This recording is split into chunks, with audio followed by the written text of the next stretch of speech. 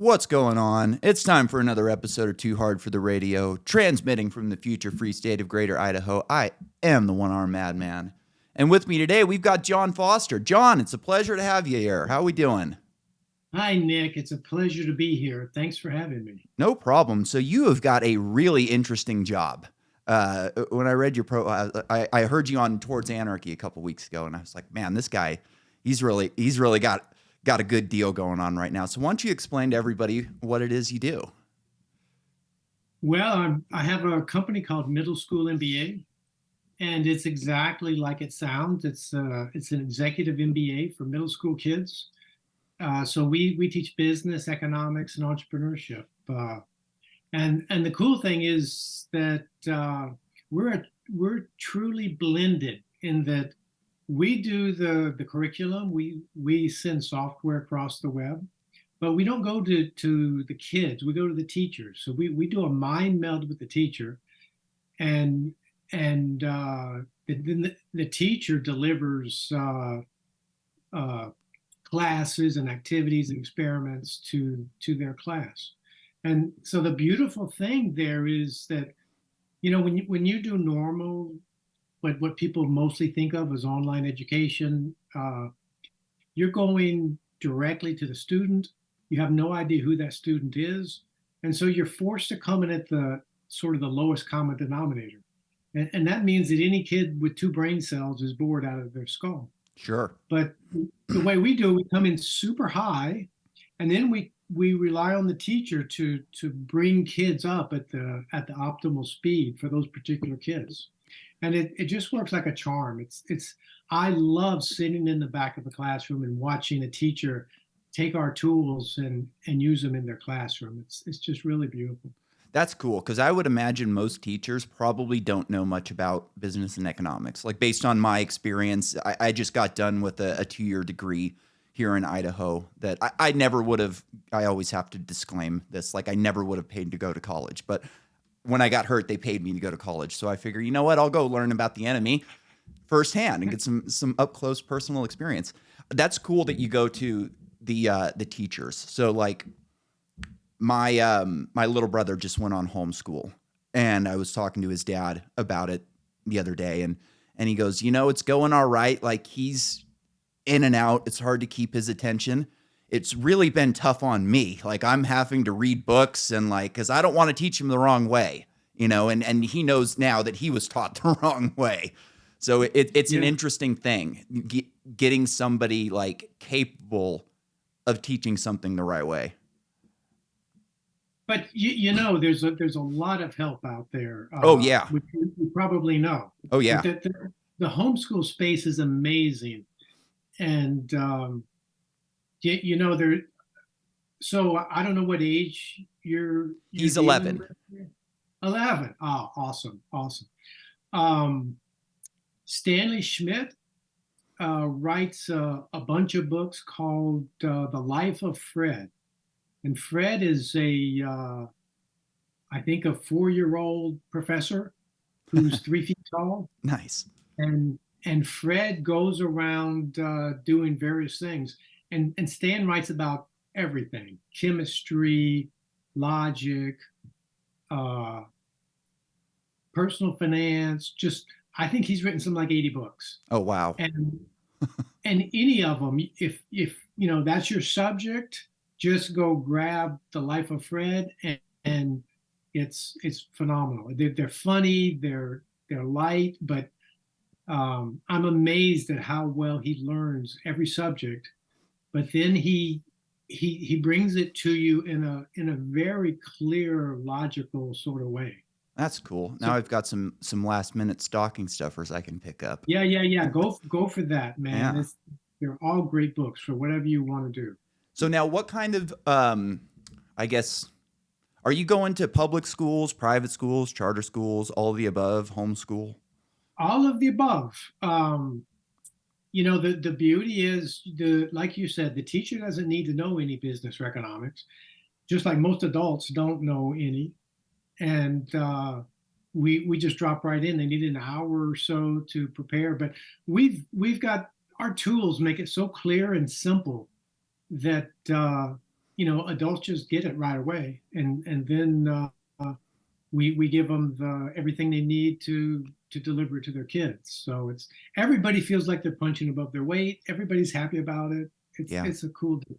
Yeah, I'm sure you guys use interactive videos and stuff like that. Like, uh, one of the coolest things I think about like learning and I was a motocross racer growing up, so like I didn't care about school or any of that type of thing. So I didn't really like look for any academic things. Like now I love audiobooks. I listen to audiobooks every day. I love them. I've listened to like 200 of them since I got hurt. If I'd have known that was out there when I was a kid, I could have had a whole lot more fun while I was in school. But, they they really do a terrible job on economics in schools. When I was in high school, I had my senior year, I had one class that was half economics, half US history. We did, half and half.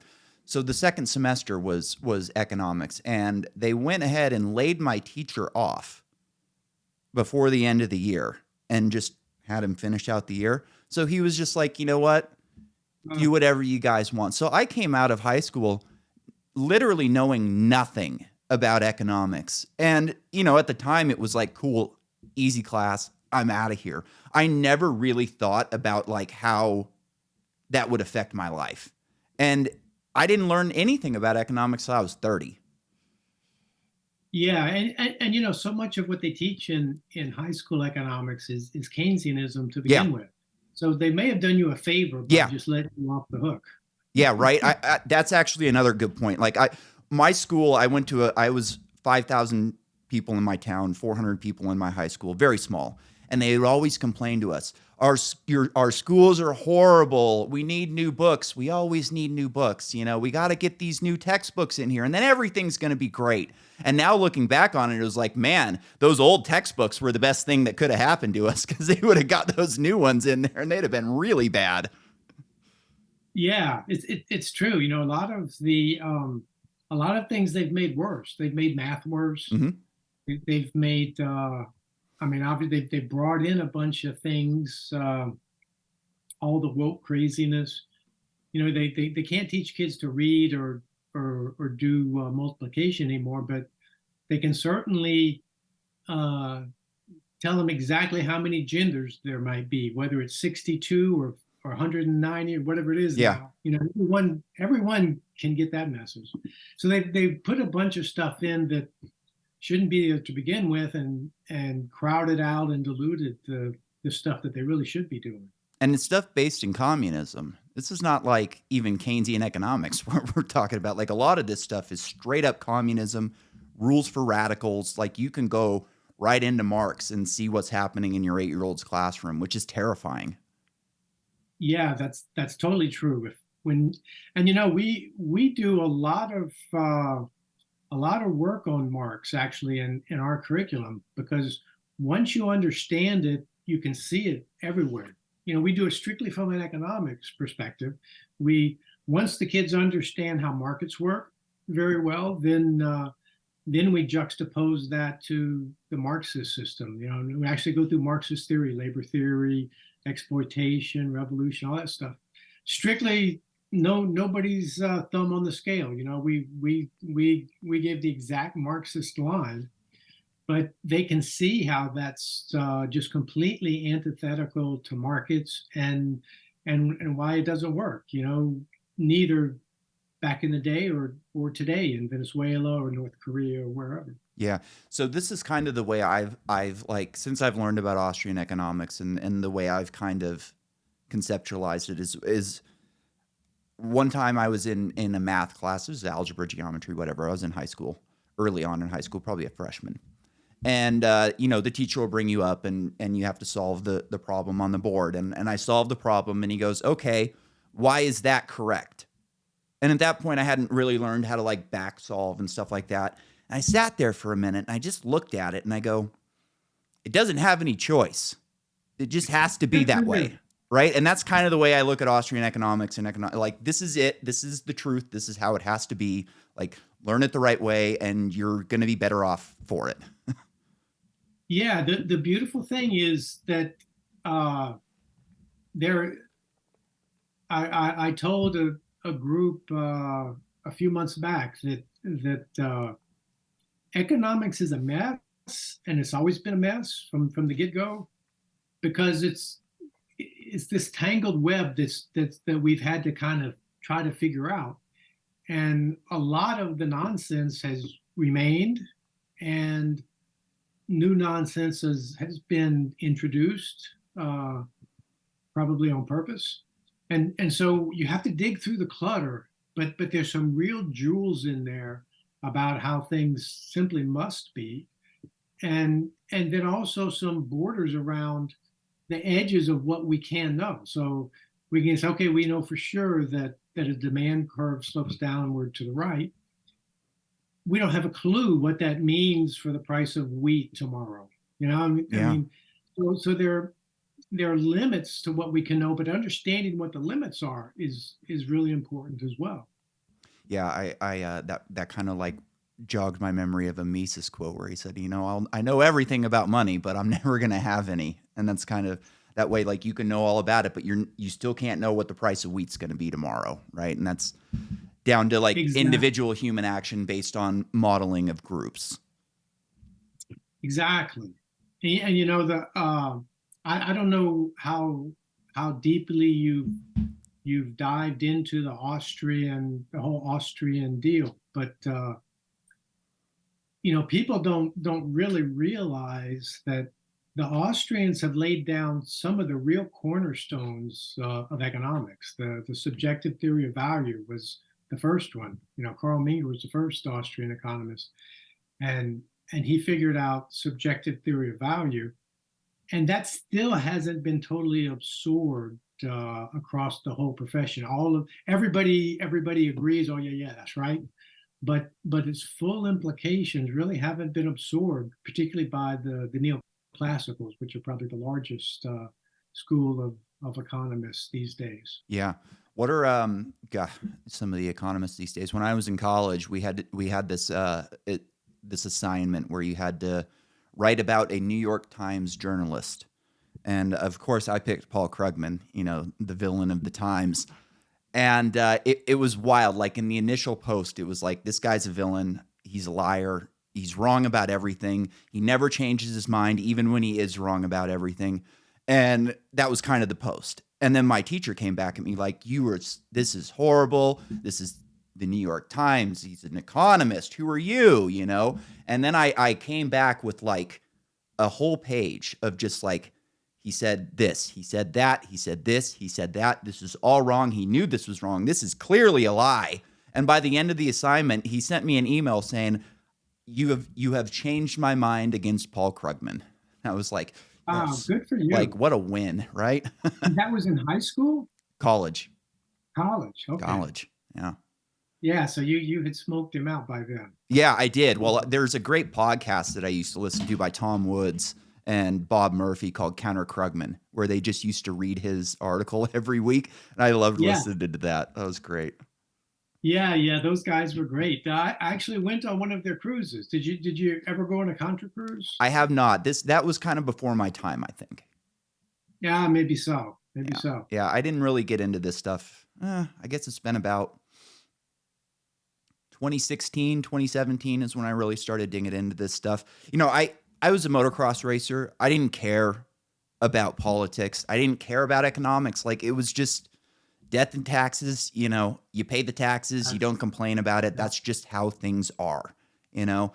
And one day I just ran out of things to watch on TV. I'd been sitting here for a couple years and it was just like, I've seen all this crap. I'm bored. Let's see what's on the internet. I'd never really been an internet guy. Like I didn't do social media. I didn't like it. Still don't like it. But I logged on and I started listening to podcasts, and pretty soon I'm finding people like Tom Woods and Dave Smith, and totally changed my life as somebody who grew up as like in a neocon family. We just didn't know anything. It wasn't like I was a neocon or my parents were like, they didn't know anything. They couldn't have told you what the difference between a Republican and a liberal was. But, getting into my 30s, it was really frustrating to see the way the establishment, just the order of, the elites, how they just push you to being ignorant. And then when you actually do find something true that can improve your life, they call you crazy for it. Yeah. Yeah. It's the whole propaganda operation is extremely effective, and part of it is giving you information that they want you to believe, and part of it is keeping information away from you that they don't want you to be aware of. And uh, I've always underestimated the effectiveness of it. It really wasn't until probably the whole COVID regime that I was like, man, this stuff really works. This Yeah. is amazing. Yeah. I'm with you. I was completely taken aback by the way the average citizen responded to the COVID regime, essentially. Like I was a drug addict as a young man. And one of my first thoughts was like, well, they're like the drug addicts aren't going to listen to this. Like, you think COVID's going to stop them from going and getting heroin? Like, that's stupid. Like, if the normal citizen sees the drug addict who's like dying, walking, still going around doing their everyday life, there's no way they're going to listen to this. But I was very, very wrong about that. Yeah, I have a different view of our society today as a result of that.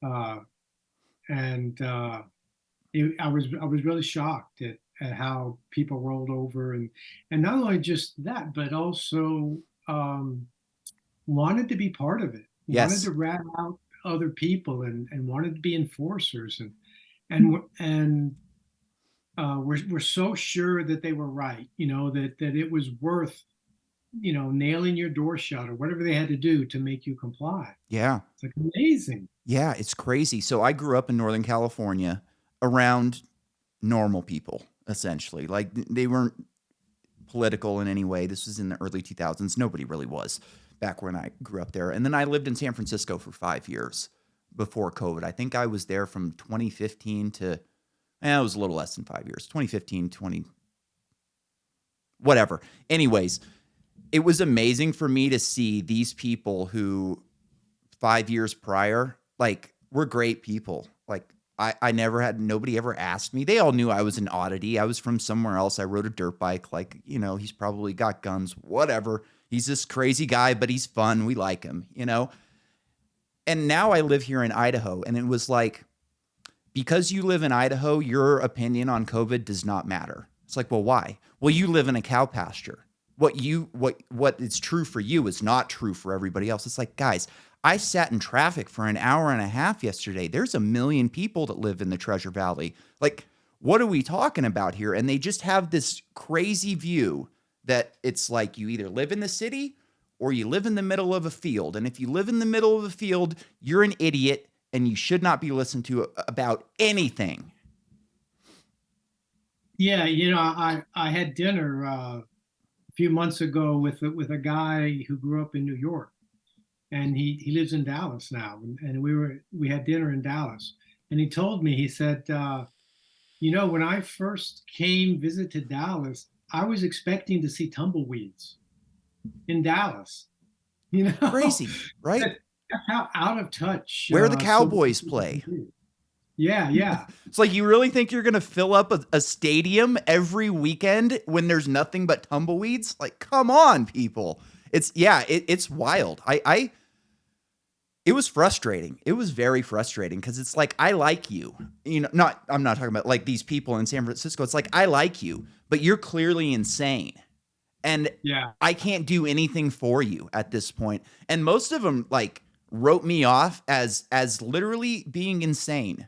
Not like, oh, he's just got these things wrong. Like, oh no, this guy got hurt, he moved, and he went nuts. And we should not talk to him anymore.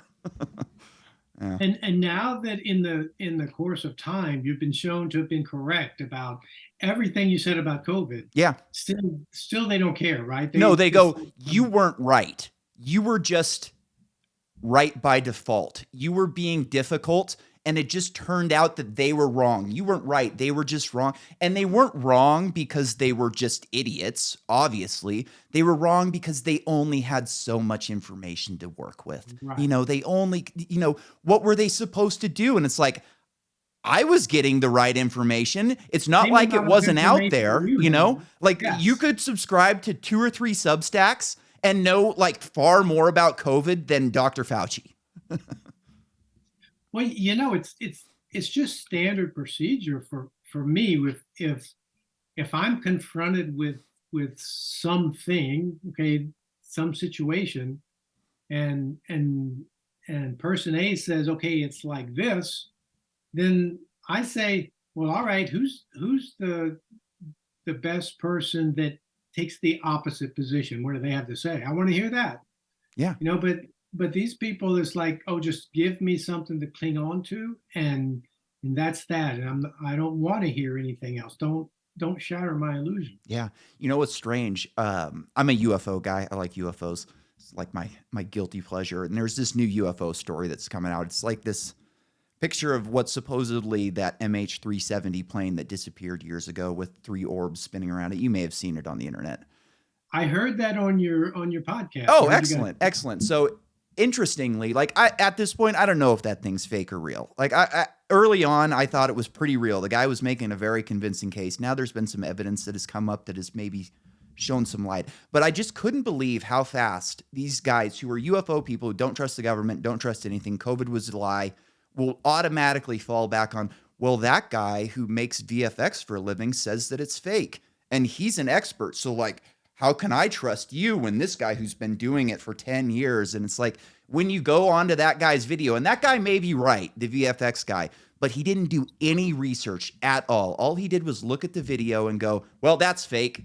And none of them even bothered to try to make it, you know? So it's interesting how even like anti-establishment people who have been vilified and called crazy for the past, I don't know, what, 50, 60 years, automatically within a year will fall right back into the trust the experts fallacy, you know? Yes. And that Yes. was It's the most like it's disturbing thing impossible about to it to me. discredit. It's like, Yeah. we've all forgotten about Dr. Fauci already. And that was kind of the plan, you know, like, let's just get him out of here. Everybody will forget about it and we'll just move on. Seems like And it's that been the works case. brilliantly. It's just move on. Let's get some other things out in front, and the past will just recede. And here we go. Yeah. Yeah, All right. those who forget history. I feel like we kind of got off the rails here. I want to learn a little bit more about your economic stuff here. So what are some of the like Oh, key concepts that you guys teach? well, okay, that's a great topic. We so what we do is, economics has got a very bad reputation with people. It's considered boring and out of It's a touch, dirty and word. it is. It is. What we like to say is that when you say the word economics to somebody, they're likely to fall asleep before the third syllable. Yeah. And You're so just saying I'm boring. so we were really careful not to have anything about economics in the name of the company. That's why it's middle school MBA. But and it's also because we approach it from a business perspective. It's really originally the first economist was Aristotle, and he looked around and saw people engaged in commerce and tried to figure out what are the rules, what's the nature of this thing that people are doing, and voila, that was the first of economics. And he got some things right, but also a lot of things wrong. One of the things that he got wrong was the source of value.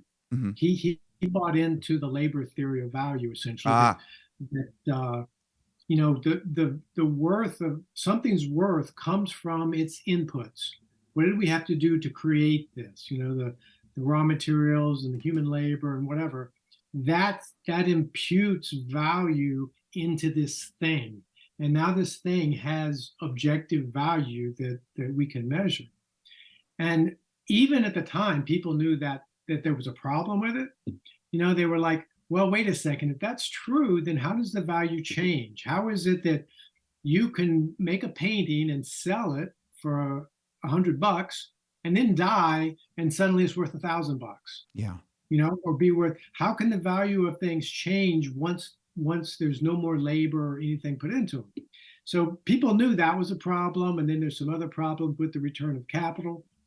But nevertheless, that hung in there until even Adam Smith um, perpetuated the labor theory of value.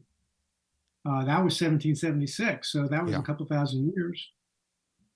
And then, and of course, that's the basis of Yeah. Marxism, this labor theory, Yeah. right? Marx says, well, look, if all the value comes from labor, and somebody else is getting a piece of the action, like this capitalist guy, then the labor is getting screwed. And since he's getting screwed, that justifies violent revolution to take back what was already his to begin with. Yeah. And so it wasn't until 1871 that Karl Menger, the first Austrian economist, untangled this riddle and said, no, no, no, wait, that's completely wrong. Value is strictly subjective. It's totally in the mind of the beholder. You know, it's like beauty. It's in the eye of the beholder, there's nothing objective about it. And once he came up with that realization, everybody he explained it, and instantly everybody says, yes, that's obviously right. It solves all the problems we had with the labor theory, blah blah blah. And so that marked the beginning of Austrian economics. And the Austrian structure springs from those insights. In fact, the whole world was becoming Austrian at that time, and largely until Keynes came along and took this big detour back toward a managed economy Yeah. A very useful thing for the people in power. for the people in power. Yeah. Yes. You know? Yeah, Um, I think that most people kind of have this abstract, like, Marxist view of value of prices, essentially. Like, the greedy capitalist sets the price. Me, the consumer, I have absolutely no say. I'm just over a barrel, and I've got to give them what they want. Otherwise, I'm never going to get that product. And that's just not the case. Like, for instance, I rent rooms out in my house right now. I just had two people move out of one of my rooms that I get $900 a month for. I've had it on Facebook now for 3 weeks, getting nothing. So I can charge whatever I want for that room, but it takes somebody else to see the value and say, okay, that room has $900 worth of value to me. Here you go. exactly. And frequently the price is one of the least important things. Like how much time do you spend thinking about, well, what would a potential customer like in this room and on this property, and right, all these Yeah. different Oh, criteria that might make it valuable to somebody else, yes. right, not to you. Yeah, I furnish the rooms. I'm one of the only people in my area that furnish the rooms. I have nice beds. I've got nice sheets and blankets. I bought a couch for in the room. Like, it's a nice room, and I make sure that it's nice. I keep it stocked with cleaning gear so they don't even have to, like, I want it clean, and I don't want to put you over at a barrel to where you have to pay for the cleaning gear. So I'm just going to supply it for you. Just keep my room looking nice, you know? Yeah. Yeah, so here you are staying up late at night trying to imagine what would make somebody want to live in my house. and and so every entrepreneur and business owner is doing that. It's not just okay, I go set a price and people have to buy it. Not at Yeah. all. You know, we have to please somebody. Yeah. So in the case of like prices, so we'll have uh, kids do negotiations and discover prices so they can see there's a lot of leeway here. You know, we have to find prices again and again, and they're always changing. And so we'll start with something like that to discover prices, and then we'll work them up through the theory to the laws of supply and demand, which is sort of the abstraction of this business principle of finding prices. And we just do that again and again with one topic after another. So we start really really simple and build up to something profound. Nice. Now, do you teach kids about, like, how do you teach kids about, like, saving? So for me, one of the great concepts that I really locked in on right away was opportunity cost. I was a motocross racer. For me, like, I had to work in order to go out to the track. So every other thing, a piece of pizza, a pair of shoes, whatever, a new hat, gas for my pickup, whatever it was measured against the opportunity cost of going and riding my dirt bike, right? So, how do you teach kids about saving and prioritizing their money and opportunity cost? That's a terrible So question. in the case of opportunity cost itself, we teach that in a lesson called Factory Fun. And in that lesson, the kids have a factory that makes four products. There's a maximum amount for each single product, and there's a total maximum that they can make. And so you have to decide what not to make, right? And there's your opportunity cost happening. And and when we teach that lesson, it's a really fun lesson. It's like, okay, you can make these four products. This is the most you can make of each one. Total has to be less than this. What are you going to make?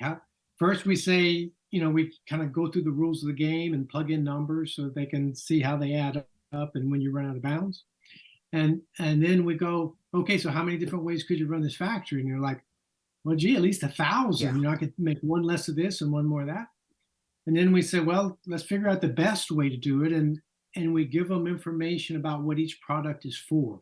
Like movie stars like this one de-ices airplanes, this one is used in oil wells. And then they argue about how to run the factory and nobody can agree. And then we say, okay, we're going to give you some more information. Here's the amount of profit you make on each product. Mm. And now instantly everybody's on the same page and Yep. there's one way to run this factory and everybody agrees about it. Yep. And then we'll, instead of giving them profit, we'll say, okay, well, here's the cost of these and here's the revenue from them. So they figure out the profit and they run the factory, so we keep doing that and they get super good at both understanding what does profit mean and then optimizing to get the maximum profit. Yeah. And then we'll say, okay, so we have a project where we could spend $1 million and make this much more product C. Do you want to do it or not? And so then they do a payback analysis on that and see how long it takes to pay back and decide, what if that was $10 million, and then, whoa, no, we don't want that one. Yeah. So that's how we introduce opportunity cost and optimization. And there are so many different concepts that are Yeah. buried or conveyed in that lesson. Now, I had to learn that lesson the hard way. When I was a younger man, I was into drugs. I sold drugs. And one of the first things I learned when I was selling marijuana is you've got different, I learned this smoking marijuana, but you've got different quality levels. You've got really good stuff, you've got really bad stuff, and then everywhere in between. And you've got to, everybody wants that really good stuff. Like that's what everybody likes. It makes you look cool. It gives you that, nice, shiny, bright sign, neon sign over your head. But you make the money on the nasty stuff. Yeah. So it sure is nice that you're able to teach kids about this stuff and not have to go out and learn about it. I feel like most kids don't learn about economics in the right way, growing up. In a lot of ways, I got lucky in learning about economics through real world experience. Here's a question for you. Do you have better luck teaching kids that have zero experience in economics or have already been taught the wrong way? Because as a bartender, I always loved hiring people from within that had zero experience. I want to teach you to do it the right way. I don't want to have to break any of your bad habits. Well, in our case, none of them have ever had any That was kind of my there's thought. nobody that thinks you can teach economics this young. We do it younger than anybody on the planet. With in the case of the teachers who are doing it, actually everybody does a good job. We don't need any kind of experience from the teachers because we've given them a very straightforward path. The ones who have had some economics, actually most of them, strangely enough, have been Austrian, so it's not an issue. And the few that have not been have really tended to to glom on to the method, say, wow, what a great way to get these points across. For instance, and we never make a big deal about whether we have an Austrian structure or any other structure.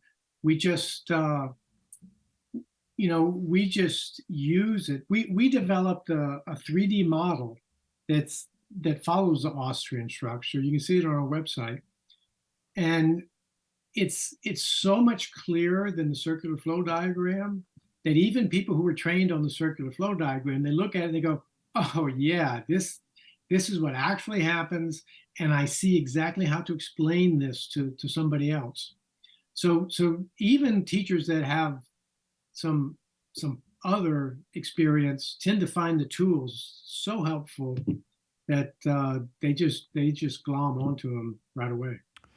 My macroeconomics professor in college was a socialist, and she Ooh, taught with socialists. Like the first week, it was okay. I want you to listen to this podcast on NPR, and I'm like, oh boy, here we go. And I log on, and it's some socialist economist, and I'm like, wait a minute, what the hell are we doing here? And it was, it was such a ridiculous class. It wasn't even a real economics class. It was listen to this podcast and fill out this thing that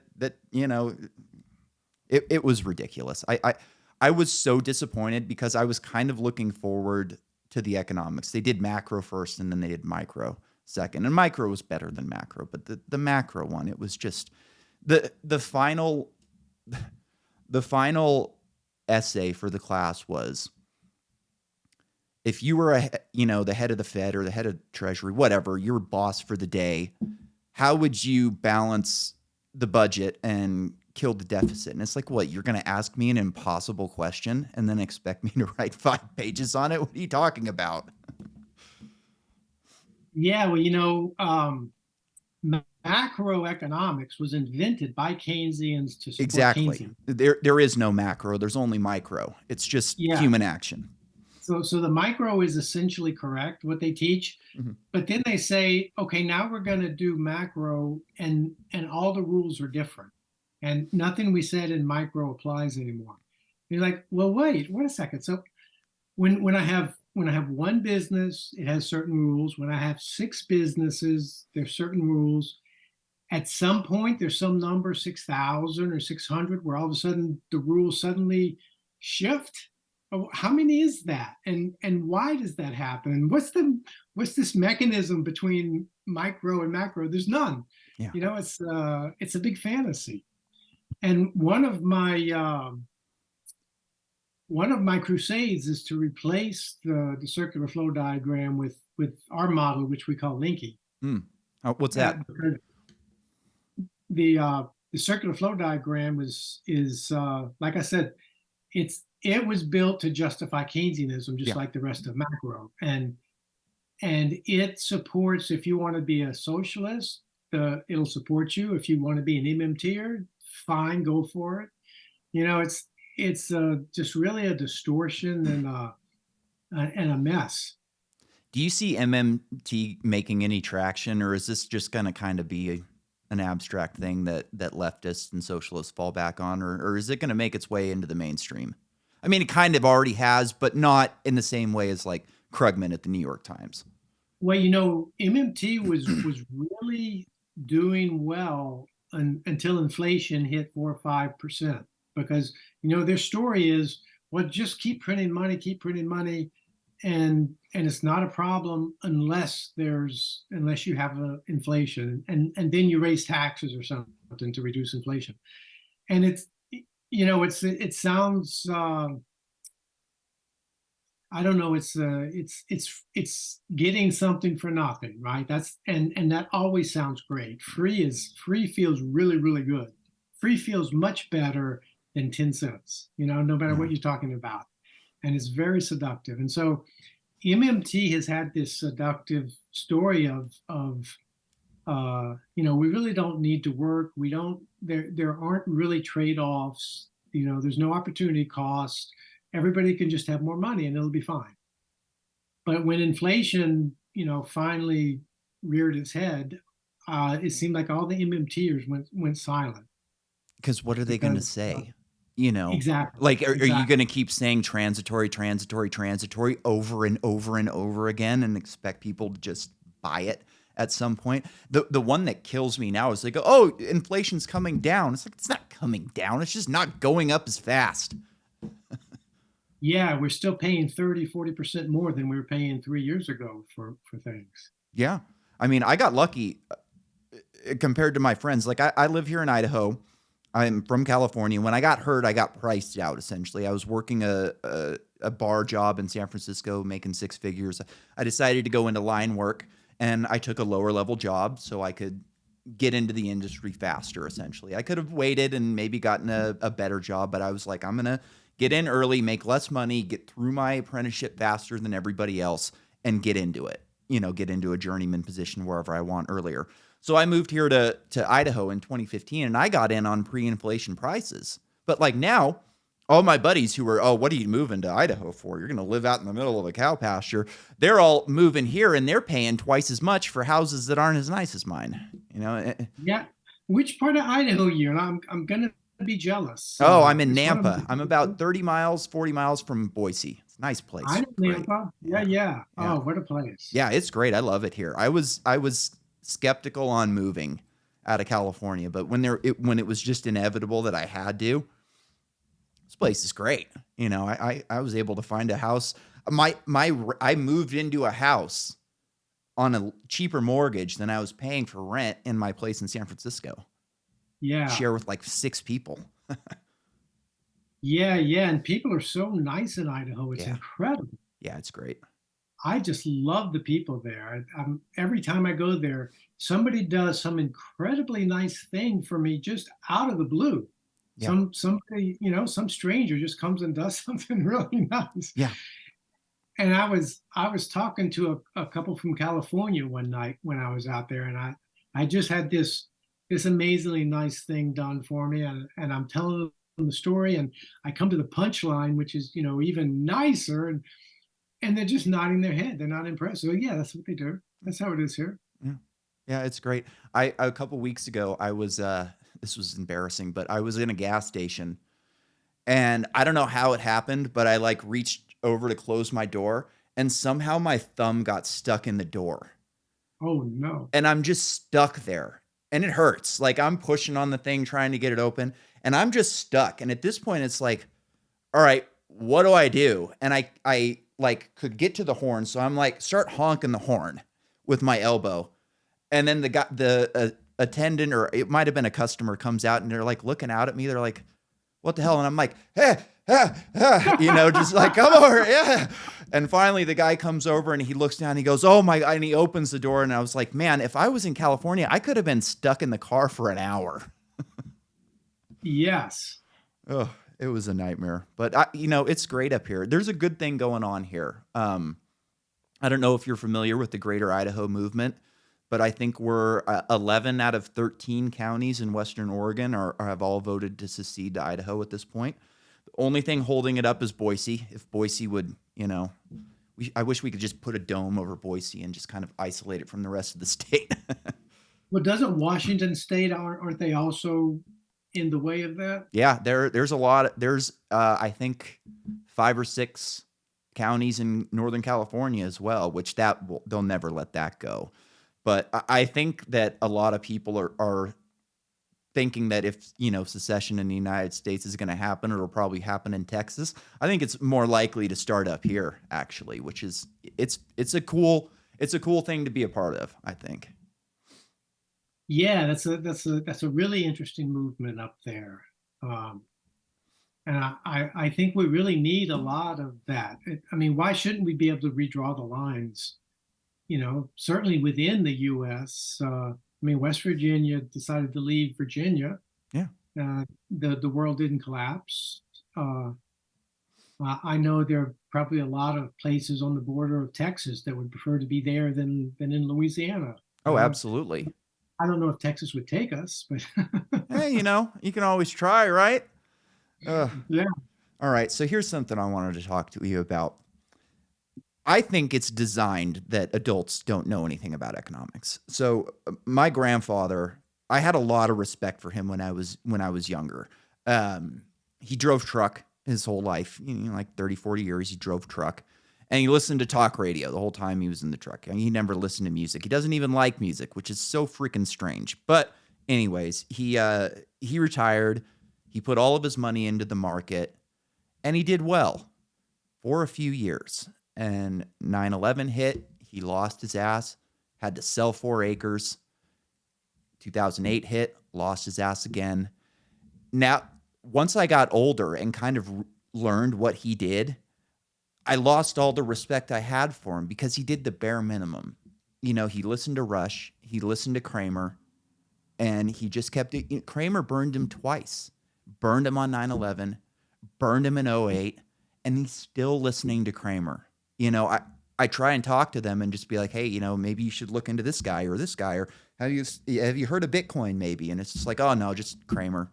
Like, what are you talking about? So is this a design? Like, I look at Kramer as just this evil, disgusting person who is there to steal your money and just take your home and make you poor. Am I off base on this? I I don't know if it's by design. Um the default is ignorance, right? And unless you actually work at it, you're going to be ignorant of particularly something like economics, because it's not at all obvious. So you can kind of count on most people being ignorant. I don't think you have to I force was that I on. was completely ignorant. I had no desire to learn it. You couldn't have tried to teach it to me. So I get that. And, and so I think more likely it's a matter of taking advantage of the natural fact that there's so many ignorant people. My dad used to always quote whoever that, I guess it was, I forget who it was, who said, "There's a sucker born every minute, Yeah. and two to take them." And I think that's really quite that's what I think is going on in that case. There are all these people who want to take advantage of, and and the way the system is set up, where the Fed is there to bail out the big players that get into trouble. Well, there's no downside to them taking the wildest risk imaginable and doing crazy things. Giving a mortgage to somebody who can never pay it back, or they're going to get bailed out when things go against them, but the little guy's not going to get bailed out, and so they just get crushed Mhm. every time the cycle turns around. Yeah, I mean, we have to have moral hazard. We have to pay for our mistakes where these people will never pay for their mistakes. If they make a bad investment, who cares? The Fed will bail us out. We just added another $6 trillion to the deficit in the last 2 months. That is insane. I don't even know how that is possible. Yes, you have to have the consequences fall on the actor, right? If I get to do something and the consequences fall on you, well, then I have no incentive to be particularly careful. And that's exactly the problem. I think it's Thomas Sowell, has something about the dumbest thing you can do is to allow people to make decisions for which they don't bear the consequences. Yeah.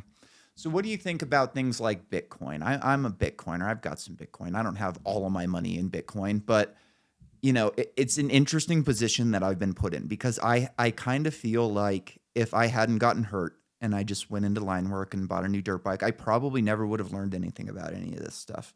And I might have been poor my whole life. I'd keep cash in the account, buy stuff on credit cards like my parents Right. did.